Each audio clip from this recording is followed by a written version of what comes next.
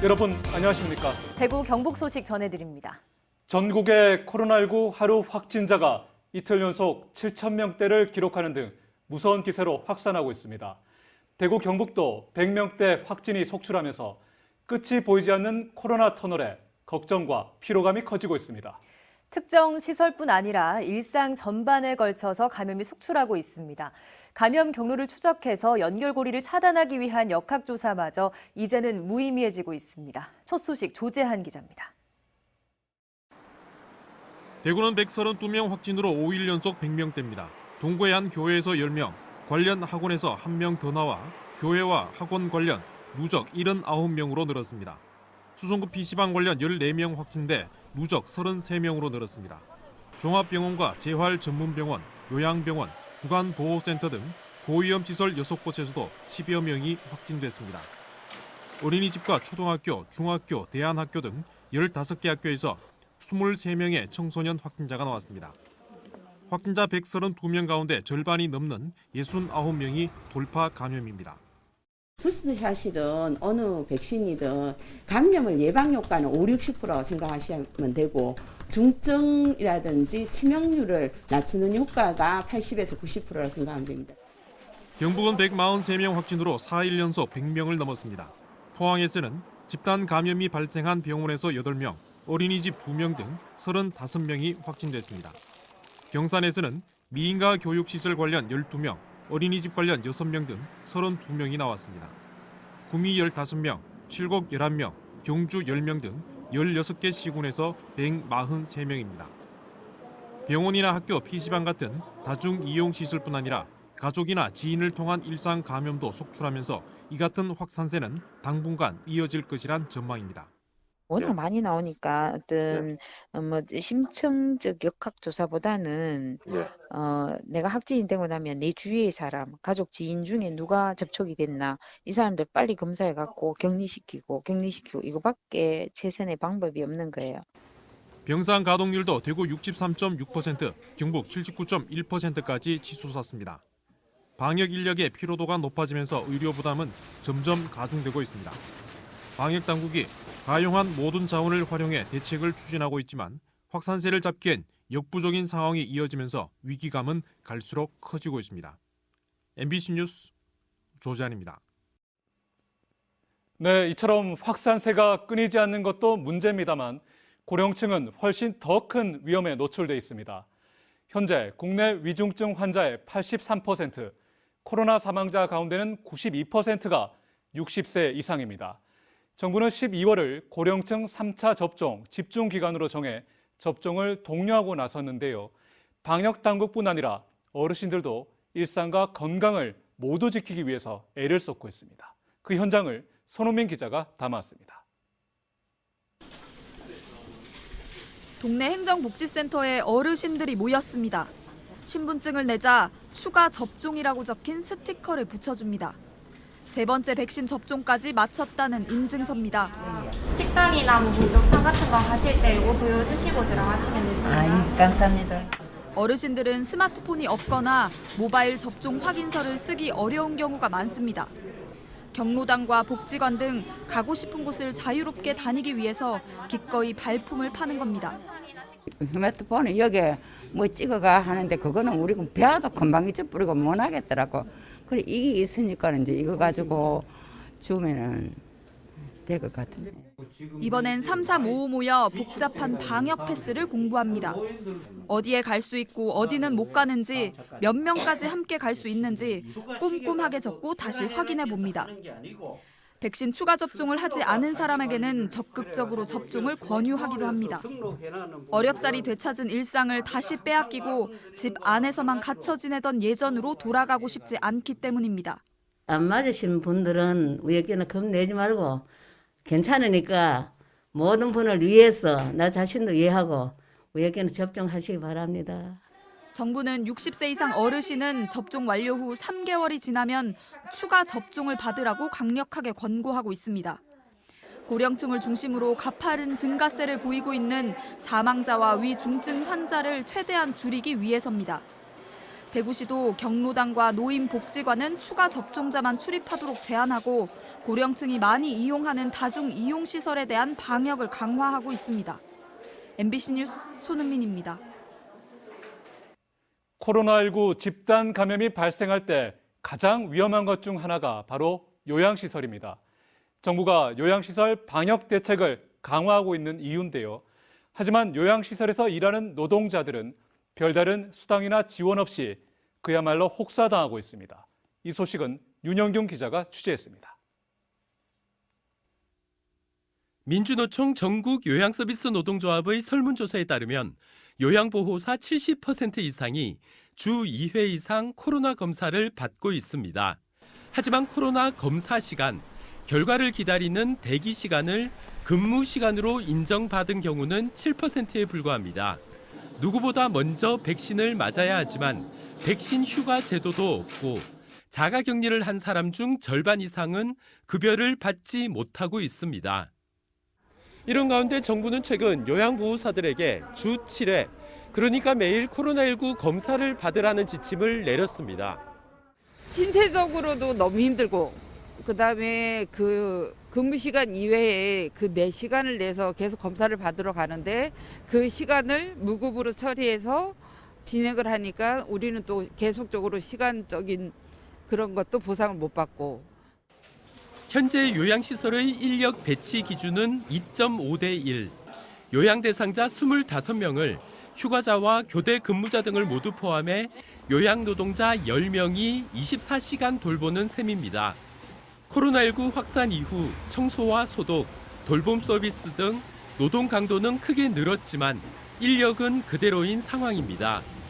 정신적 스트레스까지 더해져 요양보호사 10명 중 4명은 일을 그만두고 싶다고 응답했습니다. 청소를 예를 들어가 하루에 2번을 하던 걸 4번 이상을 하게 되어 있고요. 침상까지 다 일일이 다 소독을 해야 되는 이런 상황에서 어르신들한테 정말 어르신들 손 한 번 잡아드릴 수 없고 대화를 한번 할 수 없는 그런 실정이고. 요양 노동자들은 위험수당과 백신 휴가 제공, 인력 보강과 함께 요양보호사의 처우 개선을 보장하는 법을 제정하라고 요구하고 있습니다. MBC 뉴스 윤용균입니다. 이재명 더불어민주당 대선 후보가 내일부터 나흘 동안 민생 투어 프로젝트인 메타버스, 즉 매일 타는 민생버스로 고향 대구 경북을 찾습니다. 이재명 후보는 내일 오후 부인 김혜경 씨와 함께 경주 표암제를 방문한 뒤 황리단길을 거쳐 저녁에는 대구 동성로에서 시민들과 만날 예정입니다. 밤 8시부터는 북성로얀 카페에서 유튜브 생방송도 합니다. 토요일인 11일 칠곡다부동 전적기념관, 구미 금호공대를 차례로 방문하고 오후에는 의성에서 귀농 귀촌 청년들을 만납니다. 일요일인 12일 경북 북부 지역을 돌고 월요일인 13일에는 성주와 영천, 포항을 방문한 뒤 3박 4일 일정을 마무리할 예정입니다. 경산시의 생활 폐기물 처리 업체에서 일하는 노동자들이 시청 마당에서 천막 농성에 들어갔습니다. 이들은 경산시가 자신들을 직접 고용하라는 요구를 하고 있는데요. 공공 서비스를 민간 대행업체에게 맡기면서 노동 조건만 나빠졌다며 직접 고용을 하라는 건데 경산시는 그럴 생각이 없다는 입장이어서 갈등이 커지고 있습니다. 도건엽 기자가 보도합니다. 생활 폐기물 수거 차량이 골목골목을 누비며 밤새 나온 쓰레기를 차에 싣습니다. 2인 1조로 2개 동을 다니면서 하루 평균 5톤짜리 차량 2대 분량의 생활 폐기물을 수거합니다. 새벽 6시부터 오후 2시 사이 이동 시간 외에는 잠시 숨을 돌릴 시간도 없습니다. 코로나 사태 이후 쓰레기 배출량이 늘어 업무 강도는 더 강해졌습니다. 1.5배 늘었다고 보면 되지. 전에보다 한 반 이상 양도 많이 늘어나고. 재활용하고 이제 종량제하고 구분이 안 된다 지금. 노조는 이처럼 힘들게 일하고 있지만 경산시가 민간업체와 계약해 수거 업무를 대행시키는 바람에 임금을 제대로 못 받고 있다고 주장합니다. 정부의 용역 근로자 보호 지침에 따라 직접 노무비는 전액 인건비로 써야 하지만 대행업체가 이윤을 더 남기기 위해 다양한 방법으로 노동자 몫을 떼간다는 겁니다. 비정규직을 사용해서 인건비를 착복한다든지 정원을 제대로 채우지 않는다든지 이런 것을 통해서 노동 강도가 높여지고 임금이 제대로 전액 지불되지 않는 문제들이 매년 발생하고 있습니다. 노조는 생활 폐기물 수거 대행업체 노동자를 경산시가 직접 고용할 것을 요구하며 지난 6일과 7일 이틀 파업을 한 뒤 경산시청 마당에서 천막 농성에 들어갔습니다. 경산시는 연구 용역 결과 직영 대신 민간 대행을 유지하기로 결정했고 높은 경쟁률을 뚫고 공채로 뽑힌 환경미화원과 똑같이 대우할 수 없다면서 반대 입장을 분명히 했습니다. 직영을 하게 된다면 현재 있는 100여 명을 우리 경산시가 다시 고용 승계할 수 있을 것이냐. 이 문제가 가장 문제입니다. 잘못 적용을 하게 된다면 과거 인천공항공사처럼 상대적 박탈감을 줄 수 있습니다. 이 과정에서 경산시가 천막 농성장을 행정 대집행으로 철거하는 등 물리적 충돌까지 벌어졌습니다. 노조는 경산시가 직접 고용 필요성이 있다는 전문가 의견을 무시하고 엉뚱한 결론을 냈다며 재논의를 요구하며 맞서고 있어서 갈등이 계속되고 있습니다. MBC 뉴스 도건협입니다. 경주시와 경북도가 2016년부터 특정 뮤지컬 제작 기획사에 3차례에 걸쳐서 총 8억 6천만 원의 보조금을 지원해 준 사실이 드러났습니다. 내년에도 이 업체에 4억 7천만 원을 지원하고 풍월주의 50찬이라는 뮤지컬을 만들 계획인데요. 시의회에서 특혜라는 지적이 제기됐습니다. 이 소식은 김형일 기자가 보도합니다. 2016년 뮤지컬 분황의 꿈, 별의 여인 천덕이 제작됐습니다. 2019년에는 대왕 문무라는 제목의 뮤지컬이 만들어졌고 2020년에는 경주를 소재로 한 웹드라마까지 제작됐습니다. 모두 한 공연 기획사가 만든 작품인데 이 업체는 내년에도 풍월주의 50찬이란 제목의 작품을 또 제작할 계획입니다. 그런데 경주시와 경북도는 이 공연 기획사에 2016년부터 보조금을 지원해왔고 금액도 매년 급증하는 양상을 보여 내년에는 무려 4억 7천만 원의 예산이 책정돼 있습니다.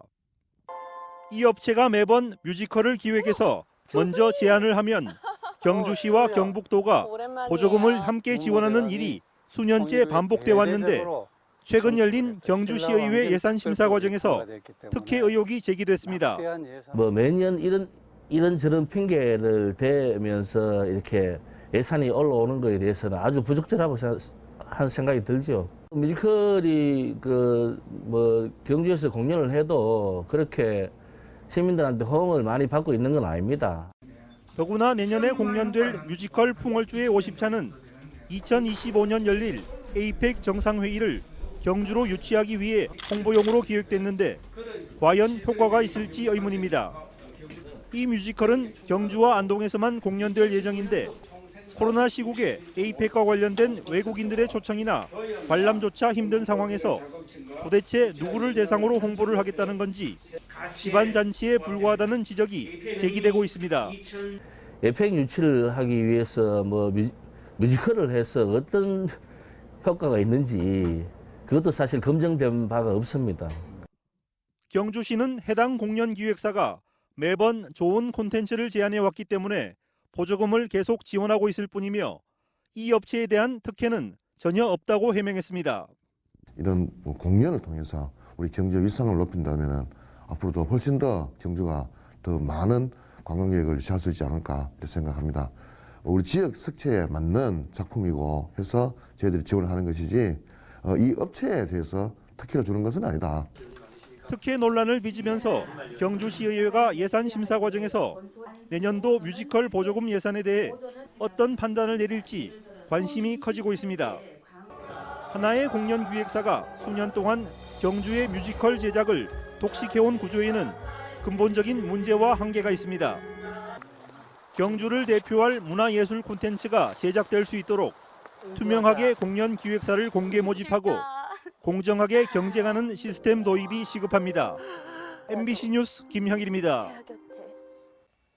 최성해 전 동양대 총장이 교육부의 학교법인 이사회 임원 취소 처분에 반발해서 제기한 행정소송에서 졌습니다.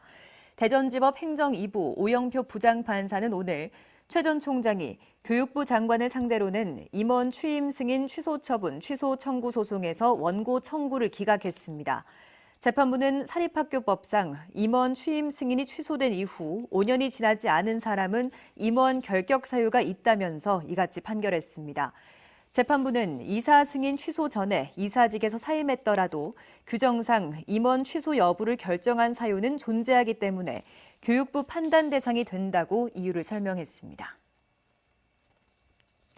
대구지법 제1형사단독 이호철 부장판사는 내부 정보를 이용해 부동산 투기를 했다는 이유로 부패방지법 위반 등의 혐의로 기소된 청도군 공무원 A씨 등 2명에게 징역 1년, B씨 등 2명에게 징역 10개월을 선고했습니다. 또 2년간 피고인들의 각형의 집행을 유예했습니다. 이들은 2016년 주민 수건 사업을 통해 도로가 개설된다는 정보를 미리 접하고 청도군 화양읍 3,800여 제곱미터 땅을 공동 매입한 혐의로 재판에 넘겨졌습니다. 재판부는 업무상 배임과 관련해서는 이들이 공사에 관여한 사실이 없기 때문에 무죄로 판단된다고 설명했습니다. 장애인에게 일자리는 재활과 자립을 동시에 할 수 있는 중요한 기회입니다. 하지만 현실에서 취업의 벽은 높기만 합니다. 자폐와 지적장애 같은 발달장애인들 사정이 더욱 어려운데 가족과 함께 공동으로 창업하고 또 교육과 지원도 받을 수 있는 곳이 전국에서 처음으로 안동에 문을 열었습니다. 김건엽 기자입니다. 발달장애인 자녀와 부모가 함께하는 한 예비 창업 가족이 식품 가공 교육을 받고 있습니다. 표고버섯으로 다양한 제품을 만들어 판매할 계획입니다. 가위 짜지고 자폐와 지적장애 같은 발달장애인은 장애인 중에서도 고용률과 임금이 더 낮습니다. 돌봄이 필요하기 때문인데 그래서 부모와 같이 하며 돌봄과 일자리를 동시에 해결하는 방안으로 발달장애인을 위한 특화 사업장 가치만드소가 전국 6곳에 만들어지고 있습니다. 전국에서 처음으로 문을 열고 운영에 들어간 안동 가치만드소는 구도심에 폐업한 목욕탕을 리모델링해 만들었습니다. 식품 제조 시설과 카페, 교육실과 사무실, 원재료와 완제품 보관 시설 등이 들어섰습니다. 창업 공모와 선발 과정을 거쳐 5팀의 예비 창업 가족이 만들어졌고 교육 지원을 받으며 꿈을 키우고 있습니다. 엄청 기대하고 있습니다. 그리고 이제 우리 아이들이 일자리 창출이 될 수 있을 것 같아서 기대 반, 설렘 반. 발달 장애인들이 부모들과 같이 할 수 있는 게 뭔가, 어떤 게 정말 발달 장애인들을 이해할 수 있는 정말 직업이고 물건인가, 이게 지금 계속 하고 있고. 장애인들에게도 최고의 복지는 일자리, 지역 사회에 더 많은 관심과 지원이 필요합니다. MBC 뉴스 김건엽입니다. 정부의 대출 규제와 금리 인상, 신규 아파트 입주 등으로 대구 아파트 내림세가 4주째 이어지고 있습니다. 한국부동산원이 발표한 12월 첫 주 주간 아파트 가격 동향에 따르면 대구의 아파트 매매 변동률은 지난주와 비교해 마이너스 0.02%를 기록해 4주째 내리고 있습니다. 중구와 달서구가 마이너스 0.04%로 가장 많이 내렸고 동구와 서구, 북구는 마이너스 0.03% 내렸는데 수성구는 0.01% 올랐습니다. 경북의 경우 0.15% 올랐고 포항의 경우 용흥동 대단지와 흥해읍 신축 위주로 매매 가격이 올랐으며 0.24%의 상승률을 기록했습니다. 대구시의 청렴도가 5등급 가운데 4등급으로 전국 최저로 평가받았습니다. 국가권익위원회의 2021년 공공기관 청렴도 측정 결과 대구시의 종합청렴도는 지난해보다 한 단계 낮은 4등급으로 서울과 세종, 강원, 경남과 함께 최하를 기록했습니다. 외부 청렴도와 내부 청렴도 두 가지 모두 4등급이었는데 2017년에 이어 두 번째입니다. 경상북도는 2등급으로 지난해와 같았는데 외부 청렴도는 상등급, 내부 청렴도는 1등급이었습니다. 시구군별로는 대구 중구가 4등급, 경북 상주와 영주, 영덕 울릉이 5등급으로 가장 낮았습니다. 오늘 아침 8시 30분쯤 대구 북구 경부고속도로 서울 방향 금호분기점 인근에서 승용차와 트럭 등 차량 4대가 추돌하는 사고가 났습니다. 이 사고로 승용차 운전자 등 4명이 다쳐 병원으로 옮겨졌습니다. 경찰은 정확한 사고 원인을 조사하고 있습니다. 제20대 대통령 선거 90일 전인 오늘부터 후보자들은 출판 기념회와 전화와 온라인을 제외한 의정 보고회가 금지됩니다. 대구시 선관위는 누구든 정당이나 후보자를 나타낸 광고를 할 수 없고 후보자는 보도와 토론 등 선거법에서 정한 방송 외에는 방송 출연이 금지된다고 밝혔습니다. 한편 대통령 선거일에 같이 실시되는 대구 중남구 국회의원 보궐선거에 출마하려는 공무원은 내년 2월 7일까지 사퇴해야 한다고 설명했습니다. 대구와 경북 지역 10가구 중에서 3가구는 1인 가구입니다. 통계청이 발표한 2021 통계로 보는 1인 가구 자료를 보면 지난해 대구 지역 전체 가구 대비 1인 가구 비중은 30.9%, 경북은 34.4%였습니다.